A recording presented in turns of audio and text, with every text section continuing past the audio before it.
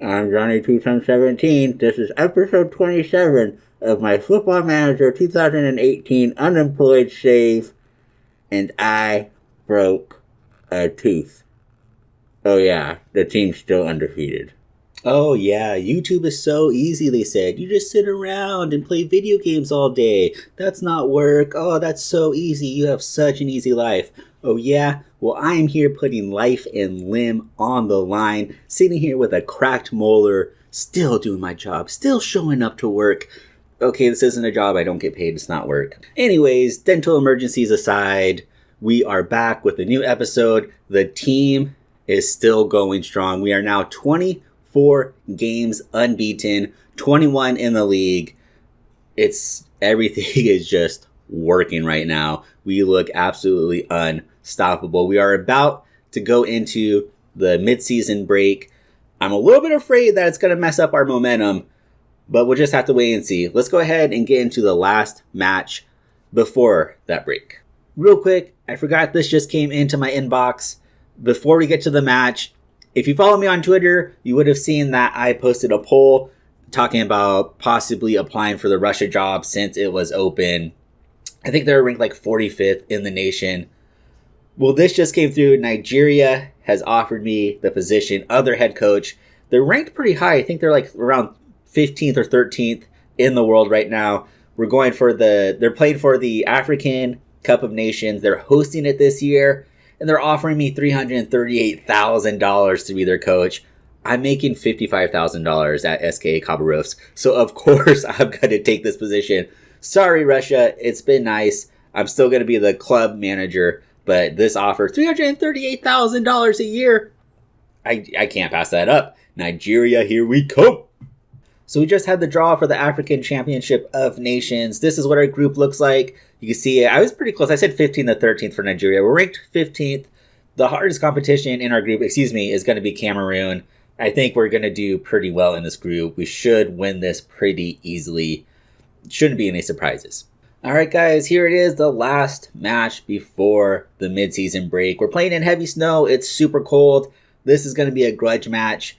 We are going with Milicevic up top, Artie, Perot, Sukov in the midfield, P. Lely and K. Lely are our defensive mids. Pinto, Stanis, Loganov, and Yevtiv are our back line. Maximenko is in goal. And I have to pose the question, if you have two Segundo Volantes, is the second one a Segundo Volante? So we're coming into this game as pretty heavy favorites. We are playing away. I forgot to mention, I'm pretty sure I forgot to mention, we're playing Spartak Moscow 2. They're 20th in the league. This should be a pretty easy victory for us. But again, similar to that Armavir, it's possible it could be a trap game. We're playing a team of lesser quality. We don't want to see our boys lose concentration and get caught on the counter. Especially playing in the snow, things are not going to come easily here for us. Yevtiv now finds K. Lely ahead to Perot. Perot, tons of space. Wow. I feel like we're going to be dominating the midfield as they have just two defensive midfielders. Perot is going to have a ton of space. He's really going to be able to dictate the flow of the game today. Floats across far post. Artie unable to get that header on target though. Free kick for Spartak now. They play it safe. Ball from the edge of the box. I'm assuming that was a shot. I'm not sure what that was. So unfortunately, P. Lely has picked up a super early injury, and that's gonna put us in a tough spot here, just because the only other defensive midfielder player we have is Cuckoo Kachu, but he's gonna take up a foreign spot, and we're already at 3. So unfortunately, I think we're just gonna have to make 2 subs 10 minutes into the game. We're gonna go ahead and bring in the bug for Pinto so that we could free up a foreign spot, and then we'll bring in Cuckoo Kachu for P. Lely. Sucks to waste 2 subs this early on, but with the rules, we don't have a ton of depth at our defensive midfielders, just the 3 players. Maybe something we need to address coming up here in the upcoming transfer window. Anyways, we're making the 2 subs. The bug for Pinto, Cuckoo Kachu for P. Lely. Throw in now from the bug, looking deep for Milicevic. is going to find him in space. Crosses to Perot. Perot should get a shot off here. Their keeper did well to push that wide. It was a good run of play. Perot with an excellent chance there. Sukov now driving it near post. Can't find anybody. But the ball gets hit right back to him. Looking far post for Milicevic. And Spartak is able to clear. Milicevic will chase it down though. Kaleli to Perot. We're getting a chance here to reset our offense. And unfortunately, Perot and Milicevic just not on the same page there. Yevtiv nods ahead to Kaleli. Head to Perot. Again, Perot, tons of space. Our midfield is going to be able to dominate possession today because they are playing with those two defensive mids. They're conceding a ton of space at the midfield. Halfway line, whatever it's called. You know what I'm saying. Kaleli now to Kukukachu. Drive it out wide. Get to Sukov in space. There you go. Sukov looking for Milicevic. Milicevic is going to get a header on there. It looks like the goalkeeper... I thought he might have gotten his fingertips to that. It just went over the bar there. The bug now. We have a ton of people in the box, around the box. Finds Kukukachu to Perot. Oh, he missed it. Kaleli was making a fantastic run into the box there. He would have been in on goal. He eventually does get the ball back there from a cross. Unable to beat the keeper though, however. Loganov clears. Artie is going to collect. Can we hit them on the counter? Finding Milicevic in space. He is going to have help. Finds Perot. Perot with a shot. That's a tough situation. Should he have shot? Should he have played in Sukov? Running far post there. It's tough to say. It was a great opportunity. You can't blame him for passing it up. You know, from this view, you kind of have a better perspective of the flow of the game. Sukov would have been in on goal had he been played in. But again, that's a tough decision, like snap decision for our youngster to make there. Again, we're going to be able to dominate midfield, and we're just going to keep saying it. Kaleli finds Sukov in a ton of space. Really floated that cross far post. That was an absolute moonshot. I don't know if I've ever seen a cross go that high. So 0-0 at the halftime whistle. By every measure, we have been the better team. I feel like it's only going to be a matter of time before we can eventually break through their defense and beat their keeper. We're not going to change anything. We're just going to give the boys a few words of encouragement and get the second half underway. So Spartak is going to make a couple changes here to start the second half. We haven't touched anything. I feel like the boys are playing good. Everybody seems to be in pretty good condition.